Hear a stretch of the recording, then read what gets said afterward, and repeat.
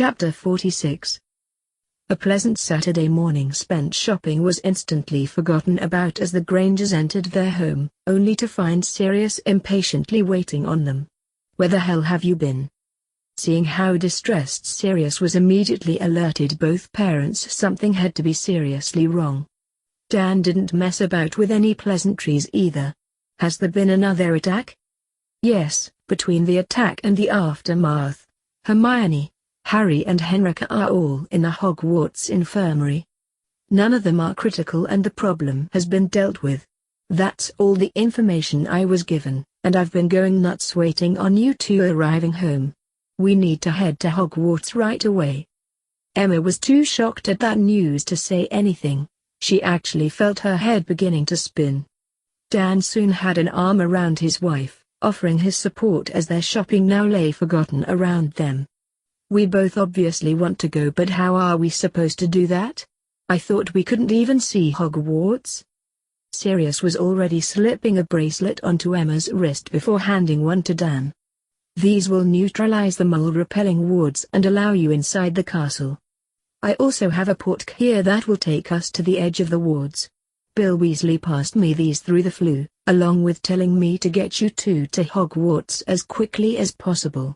Apparently it was pandemonium when he called. Bill didn't have time to tell me any more. Are you ready?"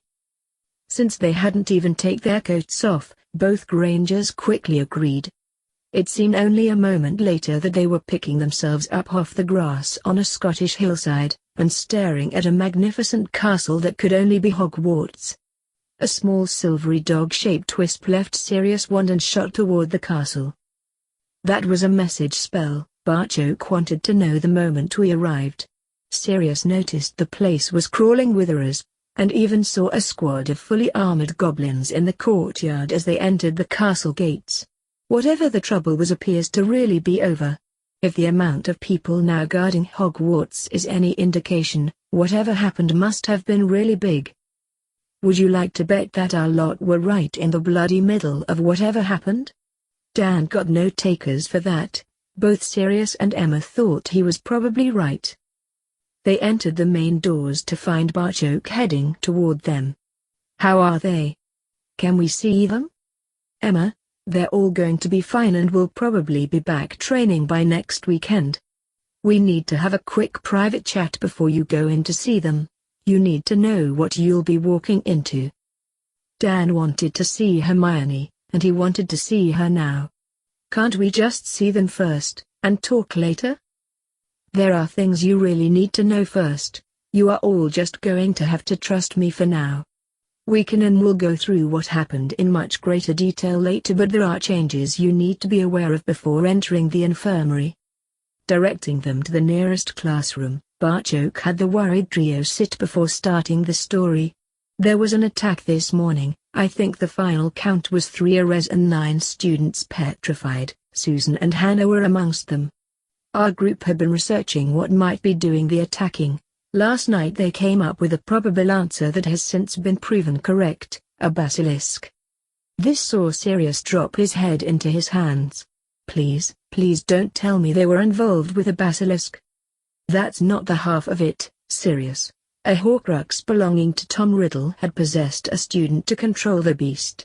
They had to deal with that too." Barchoke then had to offer an explanation to the Grangers just what a basilisk was. Both Dan and Emma now understood the goblin insisting they sat down. "The message left on the wall this time read: her skeleton will lie in the chamber forever. That skeleton would have belonged to Parvati Patil." Emma was now openly weeping for the poor girl as Barchoke continued the story. They had discovered the entrance to the chamber as the castle was being evacuated. Harry had sent a signal to me that they were in trouble and knew I'd be along as quickly as I could. They didn't know if that would be quick enough to save Parvati. Turns out we probably wouldn't have gotten here in time.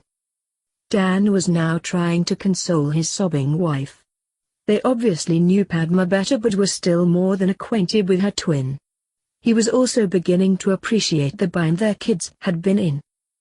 They had a plan, a bloody good one: Anra, the Ravenclaw ghost, and Henrika too for company. They obviously decided to try and rescue Parvati. The goblin then turned his attention specifically to the marauder. You have to see this basilisk to believe the bloody size of the thing, Sirius. Their plan managed to safely take out one of its deadly eyes. Henrika transformed into her avian Velar form and attacked the other eye, putting her life on the line to buy them a chance. She's currently petrified, but you should have her back in the next few hours. Sirius, Henrika Hobson is a lady you wouldn't want to get away from you. The marauder could only nod in agreement. Words currently failed him. It was to the Grangers that Barchok addressed the rest of the story. With their Atunks having to protect an unconscious Parvati and a petrified Henrika, the four then led the blinded basilisk on a not-so-merry dance. Harry and Hermione were slowly bringing it down with repeated wounds from their swords when their luck ran out. Hermione was retreating when she slipped on a patch of its blood they'd spilled earlier. Seeing her in trouble forced Harry to finish the creature off. He jammed his sword into the beast and cast a blasting curse. Sirius understood immediately what the consequences of that would be. I take it he got hit with the spell backlash. Blew him straight across the chamber like one of those dueling dummies he's so fond of wrecking. It also saw the beast's head land on Hermione. Thankfully its fangs came nowhere near our girl, but it still managed to crush both her legs. Dan was on his feet before even realizing he'd moved. What? You told us she was okay. Having both legs crushed certainly isn't classified as okay in my book. There was steel in Barchok's voice now. You're forgetting, Dan. We're working from different books here. The shattered bones have already been vanished from her legs and a potion is currently repairing the soft tissue damage.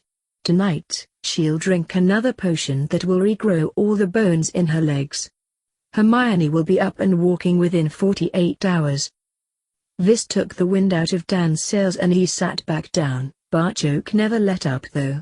I raced into that chamber to find Neville kneeling over our unmoving son, while Padma cradled our trapped daughter's head in her lap. Both our children were literally covered in blood and I feared the very worst. I had 70 fully armed goblins behind me. Amelia brought along a dozen errors. If we'd had to fight that thing, neither of us would have expected to do so without taking casualties. That they not only defeated the beast, with Neville destroying the Horcrux for good measure, and they all made it out of there alive is a major cause for celebration. Now came the news that the goblin was unsure how the Grangers would react to. They are being hailed as heroes, and rightly so. The Hogwarts infirmary is under goblin control and nothing will get anywhere near our family while they are in there. My nation places great value on bravery and honor, and they have taken our courageous daughter to their hearts. So much so that she currently has a Centurion Guard of Honor in the infirmary, guards who'll react instantly to any form of threat. Something about the way Barchok said that last sentence bothered Dan. While I am delighted Hermione is protected, what exactly did you mean by that last remark? The Goblin Ambassador left no room for ambiguity. Dan needed to understand exactly what was being said here.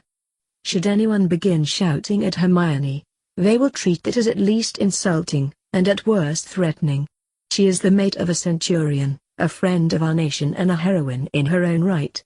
Harry's fellow Centurions will protect her until he is once more able to do so himself. As Barchok expected, Dan appeared shocked by that. Better shocked though than having a goblin blade at his throat. Emma nodded to Barchok that she understood, and would have a tight rein on Dan. There was also something she wanted to ask. How is Harry? It may actually be easier to list the bones he hasn't broken. He's still unconscious but should awaken shortly. He too should be healed within 48 hours. Barchok then offered Dan an olive branch. The Minister of Magic is already in the castle, with the Director making his way here later. There will be a party going down to the chamber to see exactly what happened. I'm inviting you and Sirius to be part of that party. Perhaps seeing it for yourself will give you a better appreciation of exactly what our children have gone through. Dan then turned sheepishly to his wife. Am I really that bad? Reaching for her husband's hand, Emma tried her best to allay Dan's fears of being a poor father. Bad is totally the wrong word to use here, Dan. Our daughter is now part of a different world. Adjust how you express your genuine concern for her safety and you'll be fine. With Parvati already down there and in grave danger, nothing short of physical restraints would have stopped Padma trying to save her sister. We all know Harry wouldn't have wanted to take any of them into the chamber with him, just as we know Hermione would have pushed to be included. No one could disagree with Emma's assessment, though the mother wasn't finished displaying her insight quite yet. Hermione will be lying up there, worried about Harry and our reaction to this. I say we wait until everyone has had a chance to cool down, and they've had a chance to heal, before we sit down as a family and discuss exactly what happened. They're all still with us and I'll settle for that at the moment. I just want to see them now. This outcome delighted Barchoke. While it could be considered cruel to keep a father apart from his daughter, an enraged Dan couldn't be allowed anywhere near Hermione under the current situation. He rose to lead them to the infirmary. Neville and Padma are being treated for battle fatigue while our mind healers are working with Parvati, mainly to ensure that Horcrux left no permanent damage. Ramrao, Smitu and Augusta are already here. Their reactions to this are pretty similar to our own. We may want to include them in our family discussion. Sirius, I already count Henrika as family, she more than earned that right today. A final decision has yet to be reached, but the ministry will have to prove Hogwarts is safe before students can return. That won't happen today. Once these two are fit to travel they will be heading home. All knew they would discuss exactly where home was later. Dan noticed the stares from everyone they passed, be they Auror or Goblin. He asked Barchoke about it. They all know who you are, the pictures in the Prophet of the Ministry's ball made sure of that. They also now know what 4 second-year students accomplished. That is why they stare. The increased security told them they were approaching the infirmary, and the stares were now accompanied by respectful nods or salutes. Emma felt as if she was taking a step back into the health service of the 50s. The infirmary so reminded her of an NHS hospital ward from that period, especially the proliferation of portable screens that cordoned areas off. It was to one of these areas, guarded by a pair of centurions, Barchoke led them. Laying eyes on her daughter saw everything else pushed to the back of her mind as she dived to Hermione's bed. Dan was left to stand and watch as both his girls were in floods of tears while holding each other tightly. He couldn't go around to the other side of his daughter's bed for the simple reason that Harry's was jammed tightly up against it. Hermione had been holding his hand as they entered the infirmary. Any residual anger Dan had toward Harry for placing his daughter in danger vanished with his first glance at the unconscious boy. Harry appeared as if he'd been run over by a bus in his efforts to save Hermione. If magical medicine could get Harry back on his feet in 48 hours, then Dan would be really impressed. Barchoke nudged Sirius. Henrika is in the next section to this. Hermione's going to be busy for a while and Harry's still out. She needs to see a friendly face when she becomes unpetrified. The last thing she saw wouldn't have been exactly pleasant. Nodding, Sirius left. Neville couldn't stand the silence any longer. Gran, if you want to shout at me then go ahead. I knew I would be in trouble but went anyway. They needed me down there. Neville, part of me wants to rant, rave and ground you until you're of age. Another part of me wants to stand proud and shout your achievements to the entire world. I'll make that stupid brother of mine eat those squib comments. Algie will not be the only one swallowing their words now. The biggest part of me though is simply terrified with the thought I could have lost you. We're slowly getting your mum and dad back. To lose you now would kill me. Watching the tears run down his Gran's cheeks as she sat beside his bed saw Neville rise and take his grandmother in his arms. Augusta felt as if she was cast adrift in the sea of uncertainty. The fixed points she'd steered their lives by were shifting to different orbits. Every safe harbor of familiarity and truth had been dragged below the waves by cataclysmic events in the lives of the Longbottoms. Ever since her grandson had boarded the Hogwarts Express, their lives had been undergoing dramatic changes. Amelia had spoken to her before she'd entered the infirmary, having received a report from Herrera who'd been down the fighting alongside her grandson. Part of that information was so unbelievable to Augusta, it was eating away at the old witch, so she just had to ask if it was true. "Neville, did you really face down you-know-who, and then destroy him?" "His name is Tom Riddle, Gran, and that's who was responsible for all this." He was standing over Harry and gloating, forgetting all about the rest of us. "He'll remember the Longbottom name from now on." The stoic Augusta Longbottom broke at that. She was sobbing in a mixture of relief and pride as she clung to her godson. Frank and Alice though would need to be a lot further on in their recovery before this incident would ever be mentioned in their presence. Ram Rao was sitting beside his daughter's bed, chatting with Padma about nonsensical and inconsequential things. This was a clear case of talking about anything, rather than mention the elephant in the room, or, in this situation, on the other side of the privacy screens. The goblin mind healers were checking Parvati over to ensure there was no lasting damage from her possession by the Horcrux. Smita was in there with her, with both father and twin sister anxiously awaiting Parvati's results. Smita entered with tears in her eyes. Neither drew any meaning from that. Smita had been in tears since arriving in the infirmary. "The healers say she'll be fine. All we need to do now is get her to open up about the whole experience." That was Padma's cue. She was out her bed and out of there before either parent could say another word. Ram Rao drew his wife into his arms. "Let her go. If anyone can handle Parvati in this situation, it's Padma. We'll just have to listen in." She found her sister curled up in the fetal position and facing away from her. "Path, stop being a bed hog and bunch over. This floor is bloody freezing, and you know where I'll put my feet to heat them up." She budged over but still kept her back turned, even when Padma tried to provoke a reaction by running her cold feet down the back of Parvati's legs. She settled for snuggling into her twin, waiting on Parvati speaking first. After all, Padma was supposed to be the quiet one. It took a few minutes but there was finally a response. "How can you stand to be close to me, after what I've done?" "You didn't do anything. It was that bastard Tom Riddle. Anyway, before I hit the shower earlier, no one would have been in the same room as me. I can give you some beauty tips for a change. Basilisk blood does absolutely nothing for your hair or complexion. Don't worry about Riddle though." Neville settled that score. He slammed a basilisk fang right through that stupid book. "Where did you get it anyway?" "Though it was from Harry." "Harry? Remember on the express, he was handing out that pile of Dumbledore books. I was sticking them in my pockets and left with an armful too. I kept one in my pocket for myself, and found that book in there as well. It was blank so I decided to use it as a diary, then it started answering me back." Parvati could feel her sister stiffen at that news. I know, bloody stupid or what? How to prove I wasn't Ravenclaw material? I thought it was some kind of goblin teaching aid." I asked a question, it provided the right answer. I thought this might be one of the reasons why Harry was so smart, and all the good wizards seemed to be drooling over the smart witches.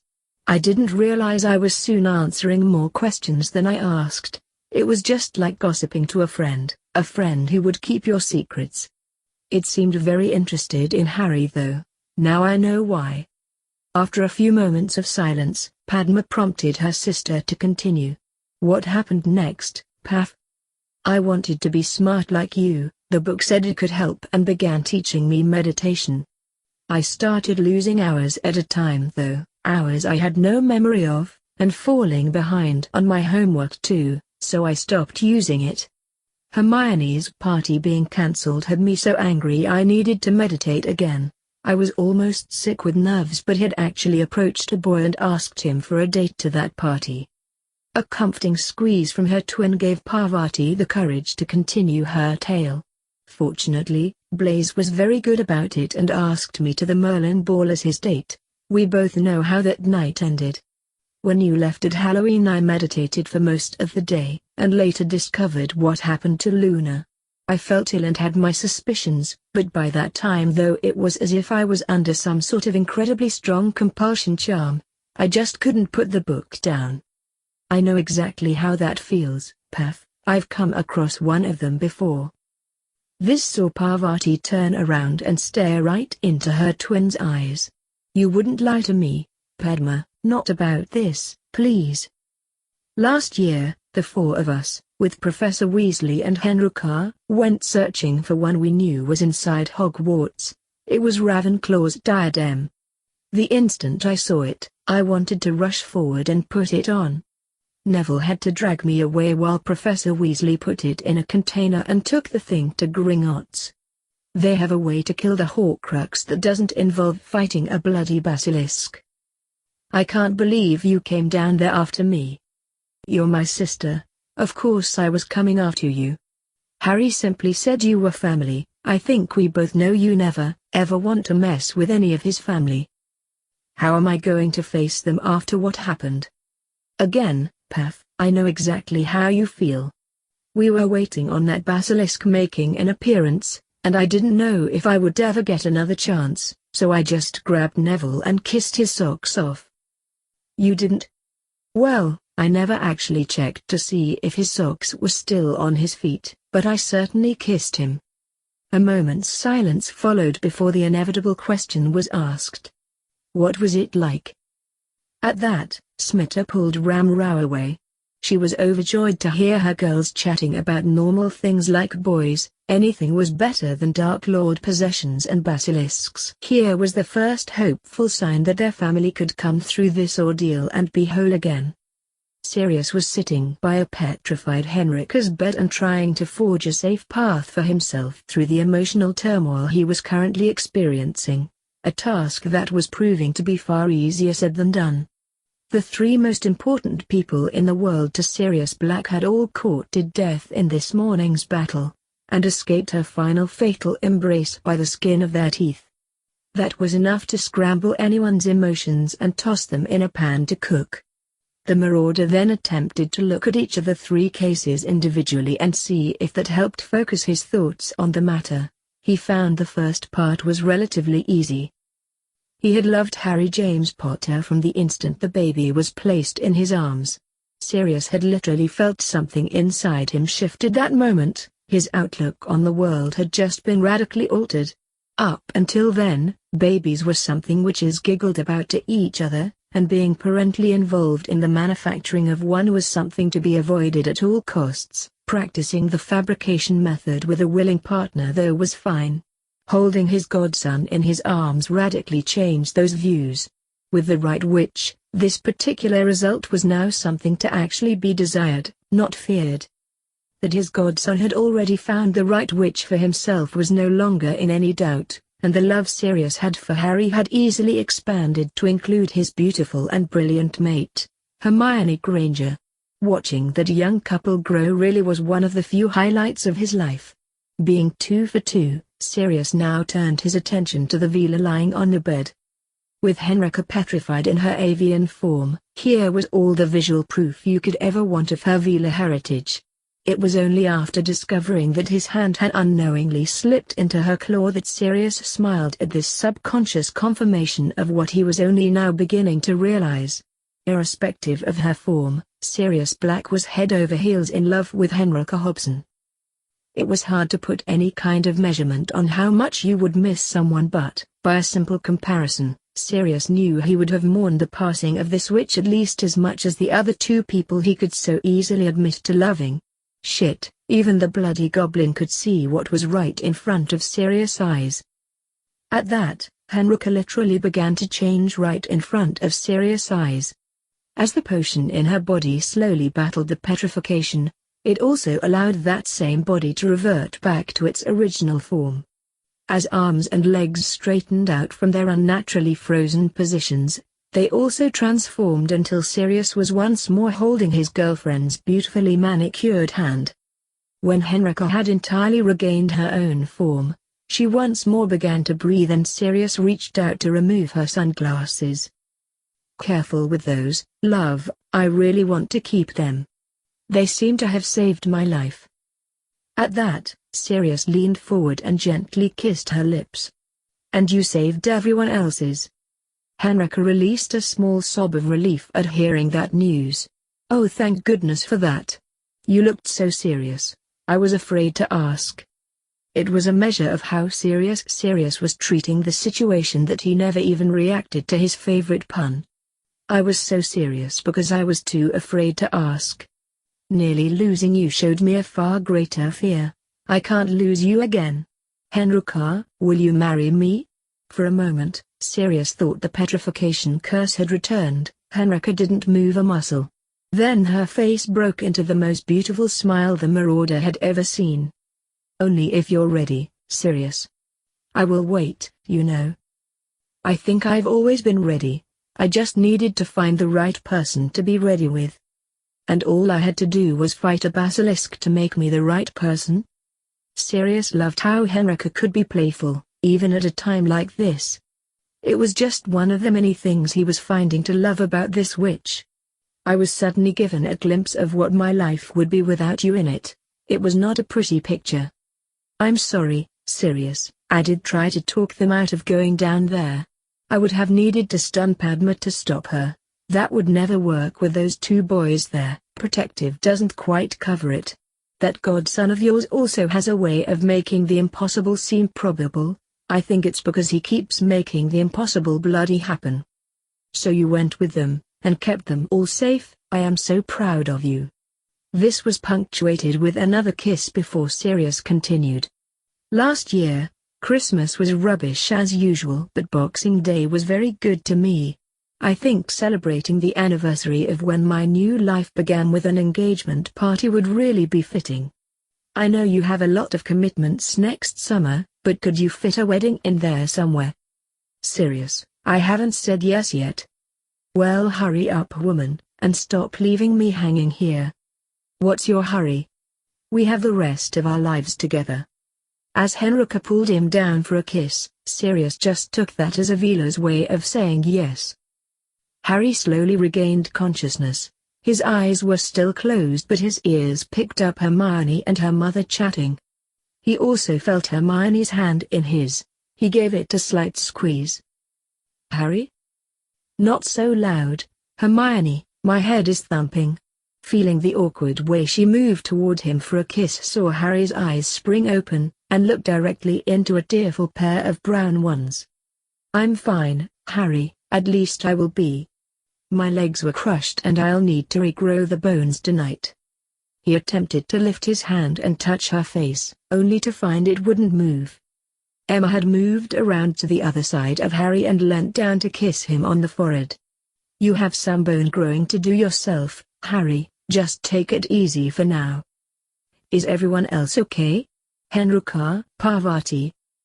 Hermione had rested her head gently on Harry's chest while Emma stroked her fingers through his hair. You two are the worst injured, everyone else will be going home tonight.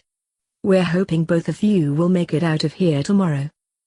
Harry recognized the Hogwarts infirmary but had no recollection of coming here. Now that he knew everyone was okay, it was time to get some more answers. How did we get here and how much trouble are we in? I hope Dan's not too upset. A toddler could get the better of me at the moment. Hermione gave Harry's hand that still had bones in it a comforting squeeze before answering. The basilisk's skin was so resistant to magic, they couldn't levitate it off me. It took about 30 goblins with transfigured iron levers to move it enough for our father to slip me out from under it. I passed out at that point and woke up here. Her mother then took over. Nobody will be saying anything until you are both recovered and the whole family are there. How much trouble you're in will depend on what happened today. Everyone bar Smitu and me are currently down in the chamber, along with a load of press too. They're getting a look at this creature and then Mira's memory is going to be played on a goblin viewer. This earned a loud and long groan from Harry, and an answer from his mate. I know, we're totally screwed. Dan almost passed out just seeing the shed skin, even this though didn't prepare him for seeing the real thing. He was able to draw some comfort after noticing neither Sirius or Amrao seemed to be dealing with this any better than he was. Bartok had to lead Augusta away and transfigure a chair for the game old witch. Knowing their kids were actually all safe in the infirmary was the only thing currently holding Dan together. He certainly didn't envy Bartok bursting in here with no idea what he would find.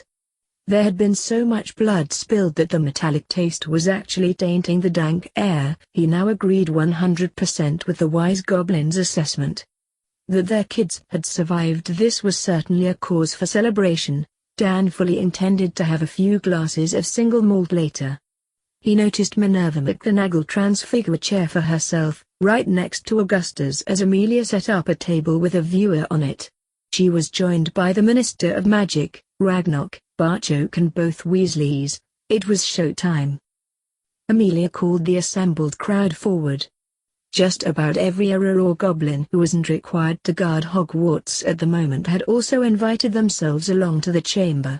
Since the minister had decided nothing would be hidden from the public regarding this situation, it was a case of the more the merrier.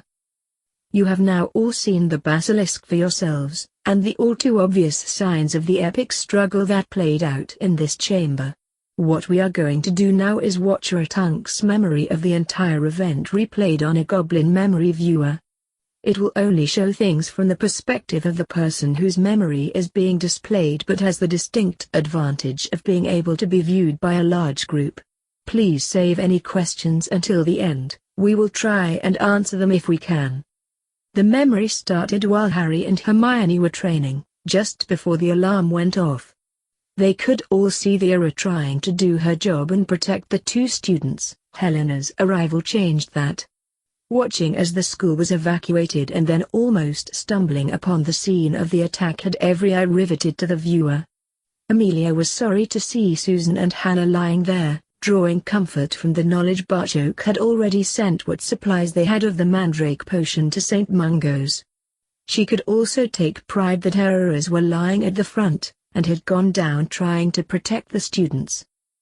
Ram-Rao was in tears as Padma tried to rip the sink off the wall with her bare hands. There were gasps of awe at the magical power pouring off Harry's sword. When Hermione put forward her idea for blinding the basilisk, Dan felt Sirius grip his shoulder before whispering, "Those glasses saved Henrika's life. Your daughter is in for one hell of a Christmas present." They all looked on as they forged a plan of action to deal with the basilisk, impressing the hell out of everyone who had seen the result of that plan currently lying dead on the chamber floor.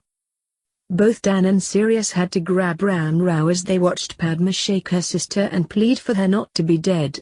The poor man's legs practically gave out on him, and then Tom Riddle made an appearance. The four switching to Goblin immediately drew a murmur from the crowd. That would certainly be a question that would be getting asked later. With the appearance of the basilisk, and Henrika's heroics, it was now Sirius who needed a supportive arm to steady himself. After shouting instructions to Tonks, the four made a lot of noise and even fired a few curses at the now blind creature to get the giant snake to follow them. From Tonks' position, she only caught about half the battle amongst the pillars. It was more than enough to give everyone watching a flavor of what was actually happening. As Padma and Neville led the creature through the columns, Harry or Hermione would appear and wound the beast. Tonks did have a perfect view of the final moments of the battle.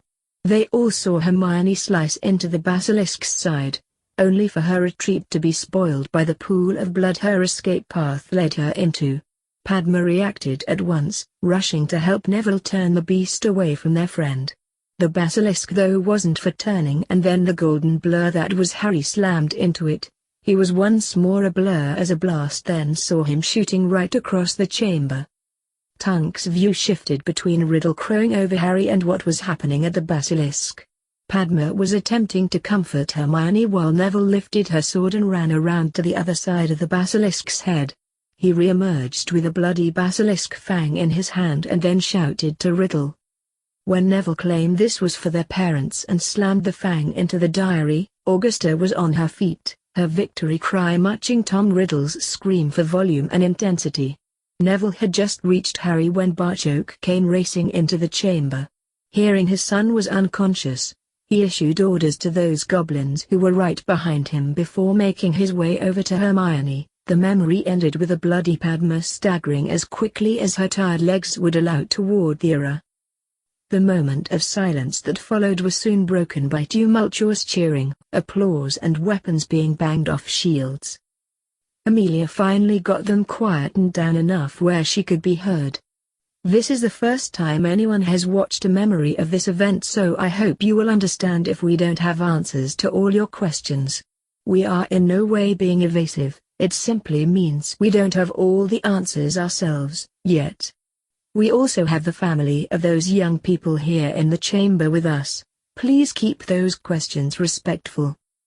The first question was predictable and easily dealt with by Amelia.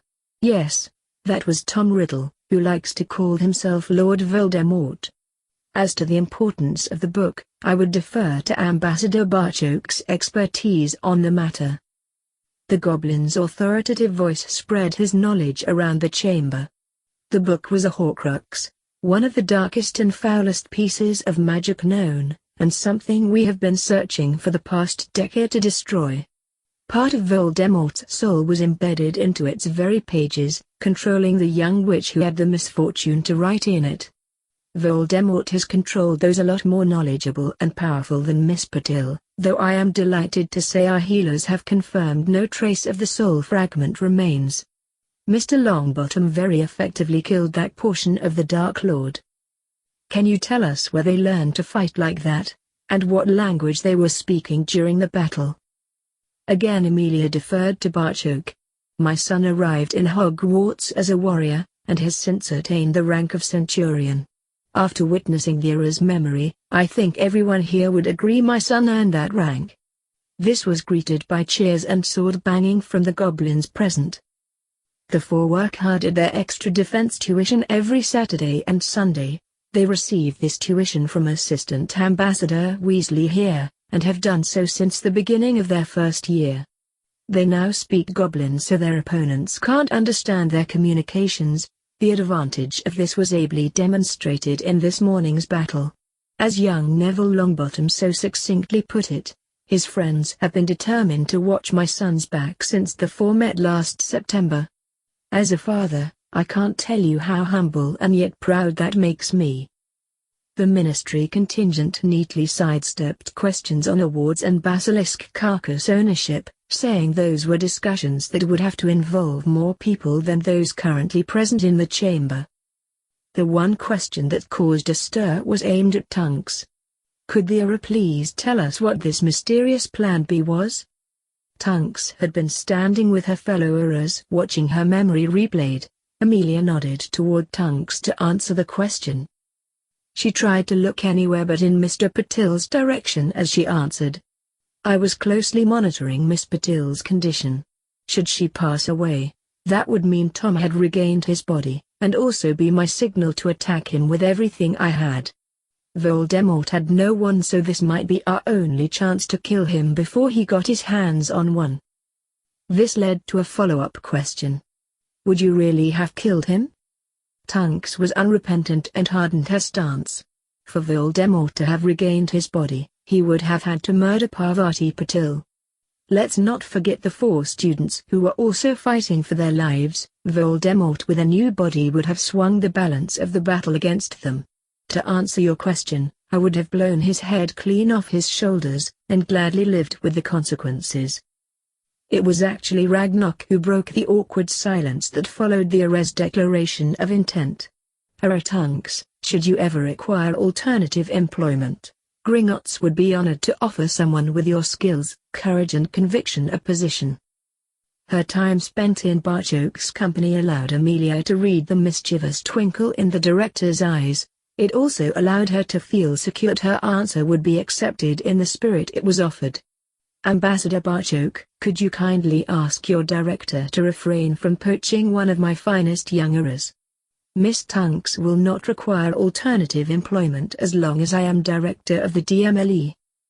Ragnarok acknowledged the gentle rebuke, accepting it in the friendly manner it was offered. He'd achieved his aim. The young Era who had the courage to do what was necessary now publicly had the protection of her director. Let the press make of that what they will. When the question was asked about how the diary came to be in a young student's hands, the minister himself stepped in at that point. I have to say that matter is currently under investigation, a joint investigation involving both the ministry and our goblin friends from Gringotts. We suspect that these set of circumstances didn't happen by accident, and you can rest assured we will get to the bottom of this. The prophet led with the headline Heroes of Hogwarts and had 6 small pictures of those heroes arranged above one of the now dead basilisk that commanded the entire width of the front page. The complete story was then laid out in great detail for the readers. There was no need to embellish what was a truly epic struggle against both Voldemort and a basilisk. This would be the main talking point at every breakfast table in magical Britain. At the Malfoys, they simply bypassed talking and progressed straight to screaming at each other. You sent a Horcrux into Hogwarts while our son was there. Are you completely mad? I didn't know it was a Horcrux until you showed me that blasted book. You think I want our master returning when we have nothing to offer him? Dobby. The little elf appeared with his head bowed. I sent you to Hogwarts to retrieve this book and you failed me. Dobby carried out Master's orders exactly. Dobby searched Harry Potter's Patil friend's room, all her belongings and even under her pillow while she slept. Dobby did not talk to anyone, Dobby did not go anywhere else, and Dobby was not seen. Narcissa hit the roof at her husband's incompetence. You couldn't even give the book to the right witch, yet you expect them not to catch you? They're identical twins who had their backs to me on a packed train platform. You should have had Dobby check both of them, or did it never occur to you that the great Lucius Malfoy could make a mistake? This is your scheme, your catastrophe, and neither my son nor I will be embroiled in your mess. You are on your own for this one, Lucius, and don't expect me to play the dutiful wife. I will not be visiting Azkaban for you or my sister. Draco was watching this byplay, but his mind was elsewhere. His father may have given the diary to the wrong Patil witch, but Draco knew he had made a much bigger mistake than that. Granger had almost been killed by that basilisk, and Crow would be out for revenge. His parents' generation may have had a saying that you never messed with a goblin. Draco's generation were currently refining that phrase. You never mess with a goblin, especially Harry Crow. Lucius Malfoy had actually committed an even worse crime than that. He'd messed with Crow's girlfriend. Azkaban might be scary, but Draco was more concerned his father would face Crow's blades before he could be sent to the island prison. He could only see one outcome from that battle: his father would be dead. The beetle that was currently clinging to the curtain shared none of Draco's fears. Rita was far too busy thinking of ways to spend all the money this morning's revelations would now see coming her way. Gilderoy bypassed the front page and delved deeper into the prophet, finding what he was searching for on page 16. It was difficult to tell if he'd gotten his heroic pose in front of the basilisk exactly right. The picture wasn't overly large. They copied his quickly prepared speech exactly though, which was good. He hated being misquoted. He carefully cut out the picture, making sure to leave the article attached. An article in which the famous Gilderoy Lockhart pointed out exactly where the children had made their mistakes, and why they would be so much better off taking their defense lessons from him. He conveniently ignored the scathing comments underneath the very same article that branded his proposed method of dealing with the basilisk as not only preposterous but suicidal. Gilderoy also paid no notice of the claims that, after the Hogwarts alarm sounded, he was first out the castle and, still in his baby blue silk pajamas, had ran screaming all the way to Hogsmeade. Gilderoy carefully stuck his latest addition into his scrapbook and began refining his headmaster's acceptance speech. After this incident, who else could they possibly choose? I'm glad you enjoyed that video/gameplay. Just remember to hit that like button, subscribe to the channel, and leave a comment down below. Until next time, goodbye!